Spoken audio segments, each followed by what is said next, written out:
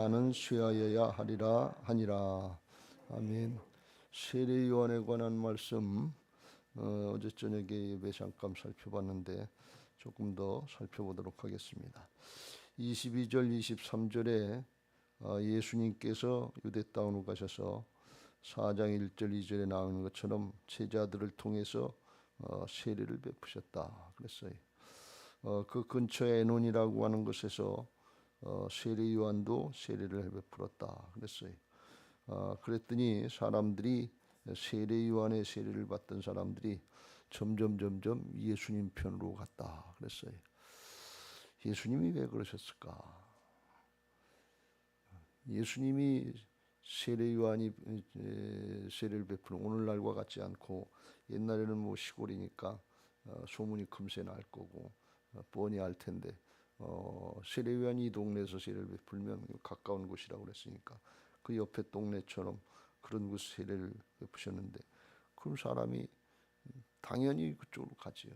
예수님이 그걸 모르셨을까요? 아셨을 텐데 왜 그러셨을까요?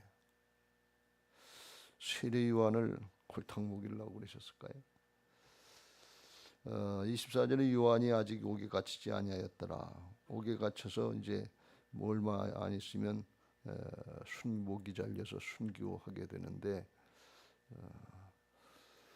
이 부분을 어떻게 우리가 이해할 수 있겠는가 하는 것에 대해서 쉽지 않은 이해지만, 우리가 신앙하면서 다른 사람하고 달리 특별히 사역하고 신앙하면서 어려움을 당하는 것 같은 그런 모습을 보일 때가 있고, 그렇지 않고 어떤 사람은 별로 어려움 안 당하고 그냥 신앙하고 사역하고 잘하는 것 같은 그런 경우들 많다 말이죠. 목회는 더 그렇고요.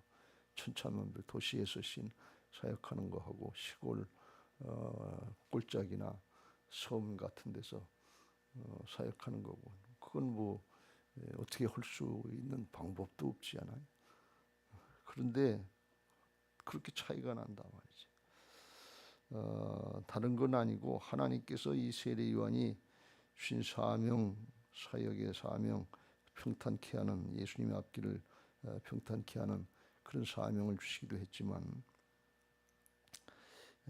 각자에게 주신 사명 또는 믿음, 이걸 따라서 자기 자리에서 충성을 다하고 최선을 다해야 될 줄로 믿습니다. 아무에게나 이렇게 사명을 주시고 아무에게나 어려움을 주시는 것이 아니다 그런 말씀이에요. 하나님은 우리 각자에게 맞게 그렇게 1대1로 역사하시는 것을 믿으시기 바랍니다.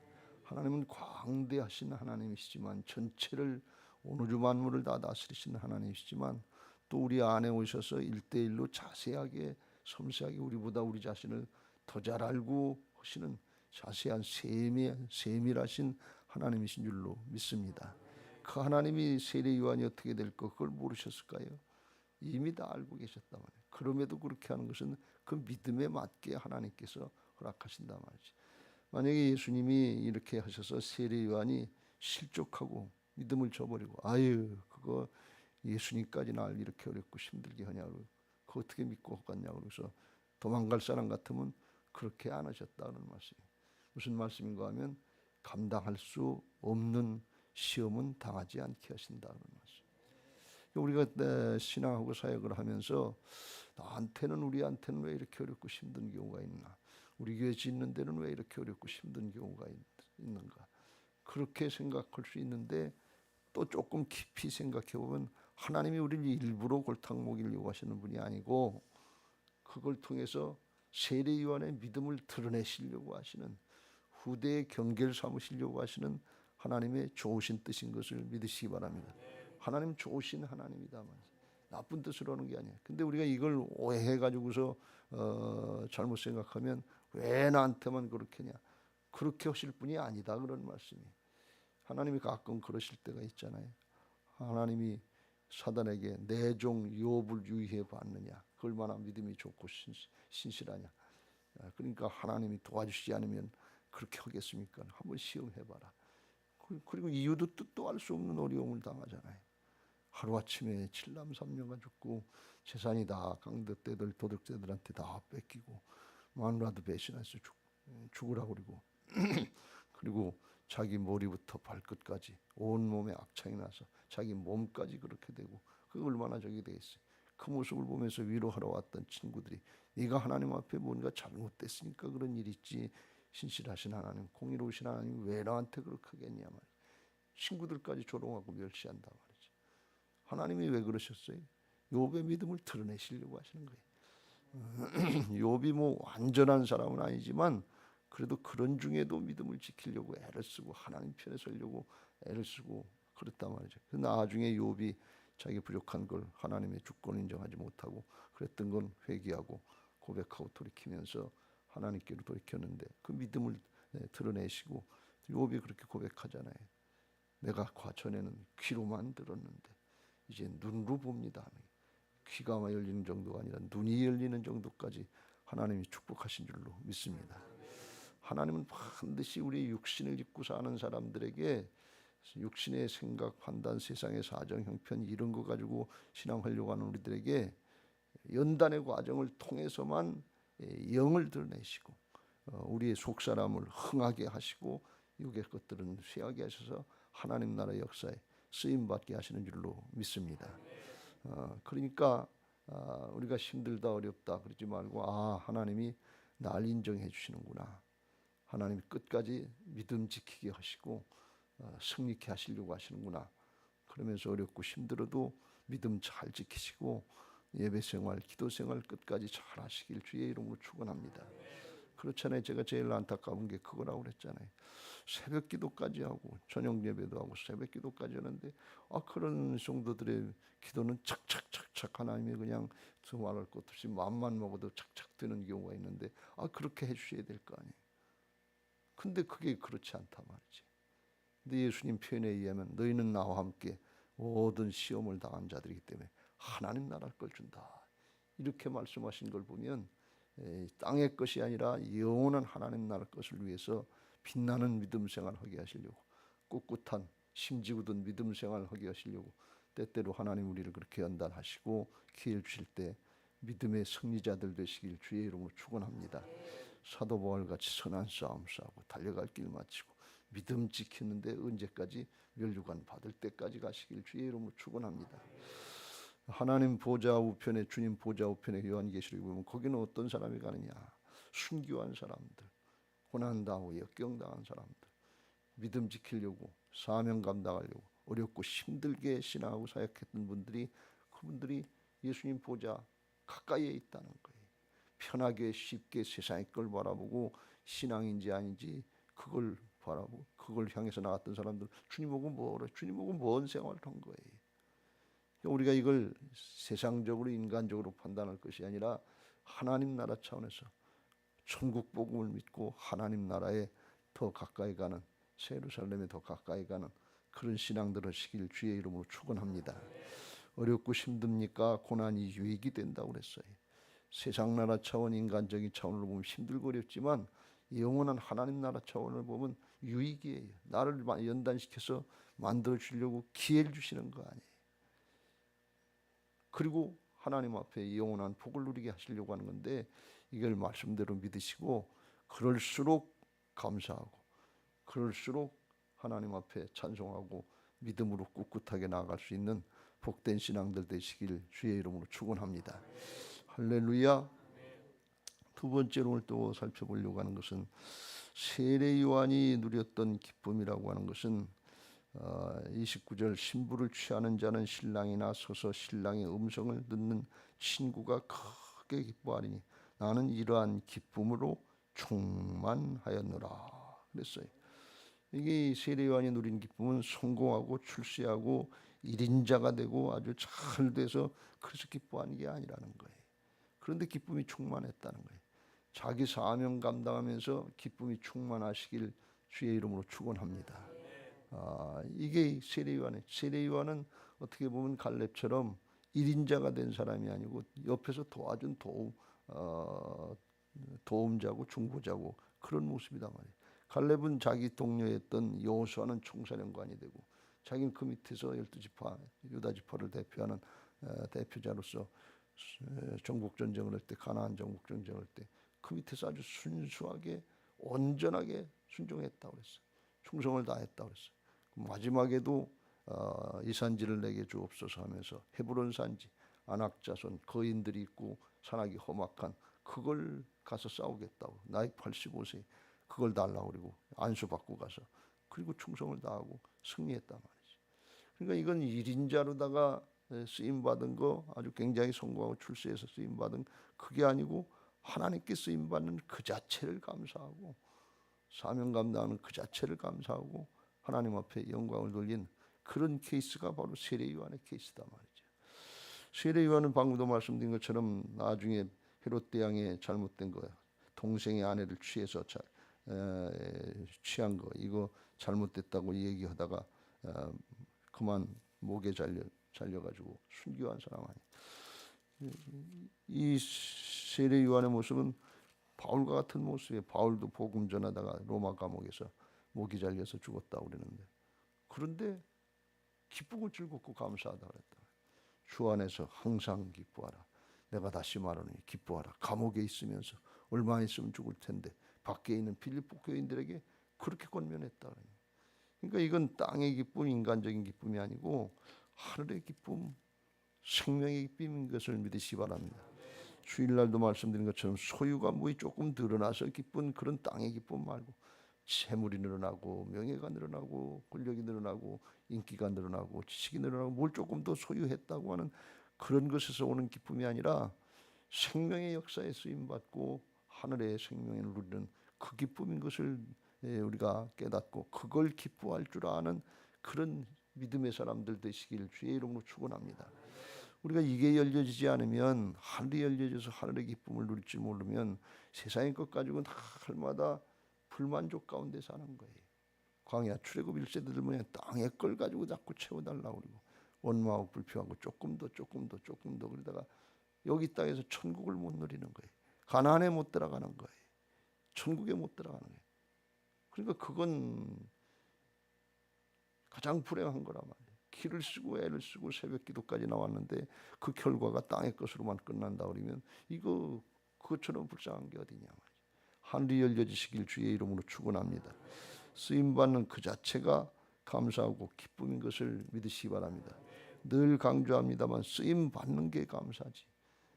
그렇지 않겠어요? 삭개오가 돈 많이 벌고 뭐 매국노다 죄인이다 손가락질 당하면서 어떻게 하든지 돈 번다고 어떻게 하든지 권력을 얻는다고 얻어가지고 성공하고 출세한 것 같은데 그 들켜지고 있다 갔으면 지옥 갔으면 복입니까?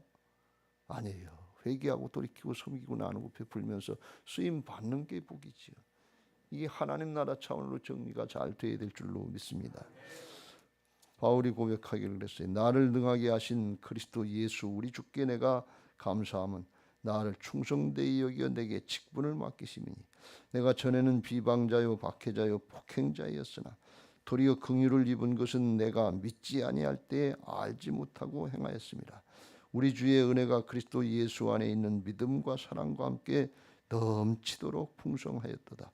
mit보다 모든 사람이 받을 만한 이 말이요 그리스도 예수께서 죄인을 구원하시려고 세상에 임하셨다 하였도다. 죄인 중에 내가 괴순이라. 그러나 내가 긍휼을 입은 까닭은 예수 그리스도께서 내가 먼저 일체 오래 참으심을 보이사 후에 주를 믿어 영생 얻는 자들에게 본이 되게 하려 하심이라. 샘플이 되게 하려 하십니다. 죄인 중에 괴수였다. 핍박자의 해방자의 폭행자 같은 자기를 예수 믿게 하셔서 구원받게 하시고 하나님의 자녀가 되게 해주신 것도 감사하고 기쁜 일인데 나 같은 것을 예수님만이 하실 수 있는 생명을 구원하는 복음 전도자로 쓰임받게 하신 거 이게 얼마나 감사하냐 말이지. 그걸 실제로 감사하면서 감옥에서도 죽어가면서도 감사할 수 있는 이런 일인데 하늘이 열리지 않으면 이런 일이 어떻게 있겠냐 말이에요. 여러분이 영이 열리시고 하늘이 열려지게 되시길 주의 이름으로 축원합니다. 그래야 천국 복음 회개하라 천국이 가까웠느니라. 이게 세례 요한이 첫 마디고 예수님의 첫 마디인데 하늘을 열어주시려고 하는데 땅의 것에 얽매여서 우리가 마음을 뺏기고 실망하고 낙망하고 원망하고 불평하고 있지 않은지 우리 자신을 성찰하고 세례 요한의 기쁨을 누릴 수 있게 되시길 주의 이름으로 축원합니다. 죄악 가운데 나서 죄악 가운데 살다가 죄악 가운데 멸망의 길로 지옥으로 가는 줄도 모르고 살 수밖에 없는 저희들을 하나님의 자녀로 하나님의 일꾼으로 세우셔서 우리가 순종하려고 하면 성령께서 함께 하셔서 그리스도의 좋은 군사들로 쓰임받게 하시는 거, 이거 감사하시길 주의 이름으로 축원합니다. 옥하는 목사님이 살아계실 때 방송에 나와서 이제 은퇴하고 나서 죽기 전에 10여 년 전에 돌아가셨습니다만 방송할 때 그런 얘기를 했다고 그래요. 대담자가 목사님 목회하시면서 가장 보람되고 감사했을 때가 언제입니까? 그건 뭐 뻔한 대답이죠. 그래서 대담자가 그런 대답이 나올 줄 알 때 목회하면서 복음을 통해서 성도들이 변화받고 새 사람 되고 감사하면서 신앙하는 그거 보는 게 가장 기쁘고 감사한 일입니다. 맞아요. 그게 제일 감사한 일이에요. 목회하면서 은혜 받고 삶이 바뀌고 사람이 바뀌는 이걸 보는 것처럼 기쁜 일은 없어요. 그건 하나님만이 하실 수 있는 일이거든요. 그리고 또 하나님이 축복하셔서 나 같은 것을 통해서 교회를 부흥케 하시고 성장하게 하시는 은혜를 누리게 하셔서 감사합니다. 그 대답을 할 줄 알고 기다리고 있었는데 그 대답을 하시는 게 아니고, 그런 일도 감사한 일이지만 그건 진짜 감사가 아니고 나 같은 죄인을 불러주셔서 하나님의 자녀로 세워주시고 하나님 나라의 일꾼으로 복음 전도자로 쓰임받게 하시고 평생 생명을 구원하는 가장 가치 있고 보람된 일을 하게 하셨으니 이게 진짜 감사합니다. 그런데 왜 그러십니까? 그랬더니 복음 전하는 목회자들이 나처럼 서울 대도시에서만 하는 것이 아니고 시골 같은데 산골짜기 같은 데서도 하고 섬 가는 데서도 하고 그러는데 그런 분들은 평생 뭐 바뀌고 변화되고 성장하고 성숙하는 교회 뭐 본래 볼 수 없는 상황에서 한단 말이지. 그럼 그분들은 목회를 잘못한 거냐 말이지. 그렇지 않다는 게. 변화의 결과가 나타나고 성장의 결과가 나타나는 거, 그건 하나님이 하시는 것이고 하나님께 쓰임 받은 거, 그렇게 귀한 사명 맡겨주신 거, 이게 감사하고 기쁜 일입니다. 그 말이 맞는 거예요. 여러분 뭐 결과가 잘 안 나타나더라도, 굉장한 거 아니더라도 신앙할 수 있는 거, 하나님의 생명의 역사를 이룰 수 있는 거, 이게 고맙고 감사한 일인 줄로 믿으시기 바랍니다. 그게 세례 요한의 기쁨이에요. 그게 바울의 기쁨이고 오늘 우리의 기쁨이 되어야 될 줄로 믿습니다. 그러면서 주 안에서 항상 기뻐하라. 내가 다시 말하느니 기뻐하라. 그게 누려지는 신앙들 되시길 주의 이름으로 축원합니다.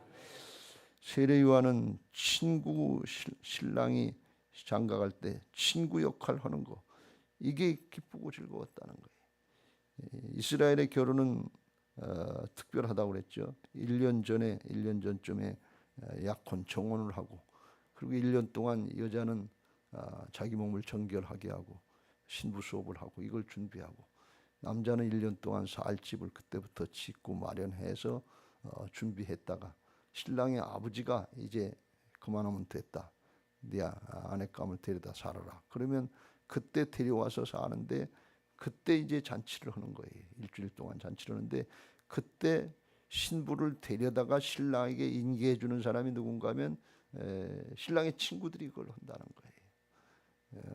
우리로 이야기하면 뭐 함자비처럼 뭐 그런 게 우리나라도 좀 있습니다만 그런 역할을 하는 거예요. 들러리 역할 같은 거는. 그리고 신부를 데려다가 잘 데려다가 신랑에게 갖다 주면 신랑이 그때 기뻐한단 말이에요. 그때 신랑이 주인공이지만 역할을 하면서, 들러리 역할, 보조자 역할을 하면서 신랑의 친구로서 그걸 기쁘고 즐겁고 감사하게 한다는 거예요. 그 기쁨이 신랑의 친구의 기쁨으로 충만하다. 세례 요한이 예수님 세상 사람들에게 구세주로 나타내고 드러내는 거, 회개의 세례를 베풀고 평탄케 하는 일을, 앞길을 인도하는 일을 하면서 그게 기쁘다 그런 말씀. 주인공이 아니지만 보조자로서 그걸 기쁘다 그런 말씀이. 그 기쁨을 누릴 수 있는 복된 신앙들 되시길 주의 이름으로 축원합니다. 이 역사는, 이스라엘의 결혼 역사는 뭘 말씀하는가 하면, 우리 신앙의 여정에 보면 예수님이 초림하신 것은 이 땅에 오셔서 복음을 전해주고 우리 하나님의 사람들, 주님 몸된 교회가 그리스도의 신부들인데, 우리하고 교회하고 성도들하고 정혼을 한 거나 마찬가지, 약혼을 한 거나 마찬가지. 그리고 하나님 나라로 가셨다가 때가 되면 집을 마련하고 때가 되면 오시는데 그때는 누구만 하는 거면 아버지만 한다 말이지.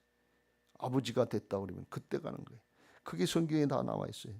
요한복음 14장 2절 3절에 보면 주님이 십자가 지시기 전에 그 말씀을 하십니다. 내 아버지 집에 거할 것이 많도다. 그렇지 않으면 너희에게 일렀으리라. 내가 너희를 위하여 거처를 예비하러 가노니 가서 너희를 위하여 거처를 예비하면 내가 다시 와서 너희를 내게로 영접하여 나 있는 곳에 너희도 있게 하리라. 예수님이 십자가 지시고 부활하셔서 성령으로 역사하셔야 그래야 거처가 마련된다 말이지. 십자가 지시고 부활하시지 않으면 우리는 거기 하늘나라로 갈 수가 없어요. 주님이 그 마련하시고 성령으로 다시 오셔서 우리를 이제 하나님 나라로 인도하는 그런 역할을 성령께서 또 보혜사 성령께서 하시는 줄로 믿습니다. 그거 언제 재림의 때가 언제냐? 그건 몰라요. 신랑도 모르고 신부도 모르고 하나님 아버지께서 신랑의 아버지가 이제 됐다. 그만 데려와라. 그러면 그때서 데려온다는 거예요. 마찬가지로 예수님이 재림하실 때도 그건 모른다고 그랬어요. 누구만 아느냐? 하나님 아버지만 아신다 그런 말씀. 사도행전 1장에 7절 8절에 보면 예수님이 부활하셔서 40일 동안 제자들을 만나 주시고 하늘나라 천국 복음을 말씀하실 때 하나님 나라의 일을 말씀하실 때 제자들이 그걸 물어봤어요. 이스라엘의 회복하심이 이때이니까?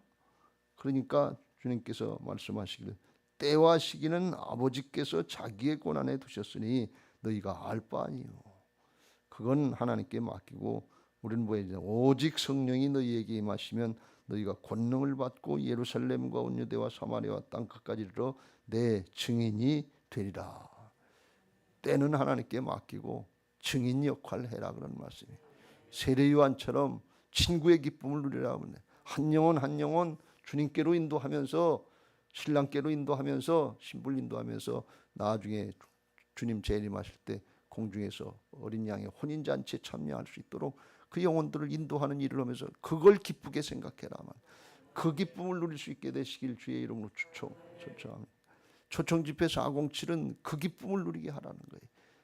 우리가 전도하게 하시는 거 그건 주님이 이루실 거예요. 그거 결과는 하나님께 맡기는 거예요. 주님이 하시는 일이에요. 그래서 우리는 부지런히 뭘 해야 돼요? 씨를 뿌리는 일을 해야 된다면 결과는 하나님께만 있어요.